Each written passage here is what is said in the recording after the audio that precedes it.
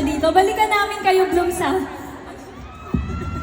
Yes, pero before anything, pwede po ba kaming makahingi ng group fee with you? No, you're so cute. Pwede ba yun? Pwede ba natin pailaw? Yes, para makita yung mga nasa likod. If may mga light sticks kayo or lights ng phone, pwede nyo itaas. Guys, it's so nice. Wait, since it's so pretty, can I ask for a photo with everyone all together? Yeah? Yes. I don't think.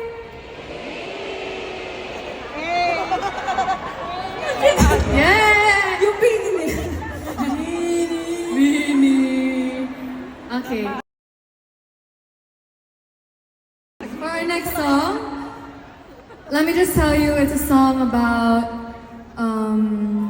having to work hard. You have to go through pressure to be able to Performs because there are still 2 songs of that EP na we haven't performed. Yes, and wait lang. May pinost kasi tayo kahapon.